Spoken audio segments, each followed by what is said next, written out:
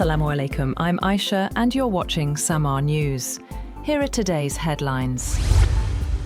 Pakistan will host Saudi Arabia, Turkey and Egypt for talks from today on the Iran war, as Islamabad positions itself as a potential venue for US-Iran negotiations on the month-old conflict. The four countries' foreign ministers will hold in-depth discussions on a range of issues, including efforts to de-escalate tensions in the region during the two-day talks. Turkish Foreign Minister Hakan Fidan said the meeting would seek to establish a mechanism aimed at de-escalation. He told a broadcaster that they would discuss where the negotiations in this war are heading and how these four countries assess the situation and what can be done. Iran will permit 20 Pakistani ships to pass through the Strait of Hormuz, allowing 2 vessels daily, Pakistan's Deputy Prime Minister and Foreign Minister Ishaq Dar confirmed. Dar described the decision as a welcome and constructive gesture that promotes peace and strengthens regional stability. The strait, a crucial route for global oil shipments, had seen major disruptions, with nearly 2,000 vessels stranded amid recent hostilities.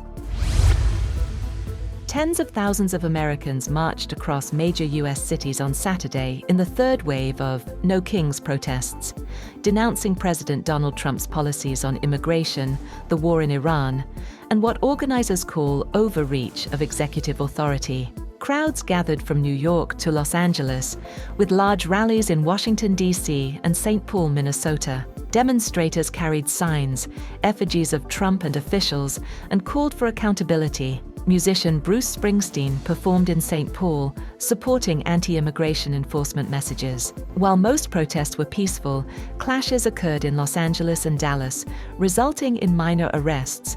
The rallies also reached smaller towns like Shelbyville, Kentucky, highlighting nationwide engagement. The White House dismissed the protests as Trump derangement therapy sessions, while Trump defended his policies as necessary to maintain order.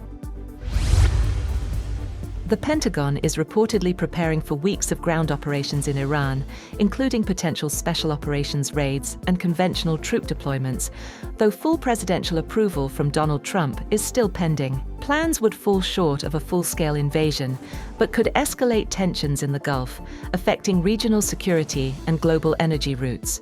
The U.S. has already deployed 3,500 Marines from the 31st Marine Expeditionary Unit and readied thousands more from the 82nd Airborne Division. Trump has warned Iran against obstructing the Strait of Hormuz, signaling a strong response if necessary. Officials emphasize that operations remain under review, balancing military action with ongoing diplomatic efforts.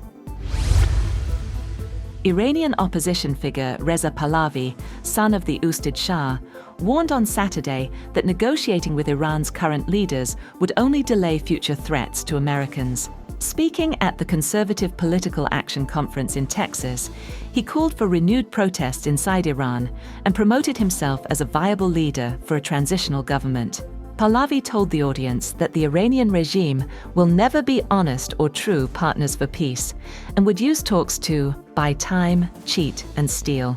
He linked his vision to U.S. interests, suggesting a free Iran could provide economic opportunities, and received standing ovations and chants of "Long live the King" from Iranian Americans in attendance. Yemen's Houthi rebels confirmed a second missile and drone strike on southern Israel, targeting vital military sites in coordination with Iranian and Hezbollah operations. Spokesperson Yahya Sari warned that attacks would continue until the criminal enemy ceases its aggression. Israeli authorities reported intercepting one missile.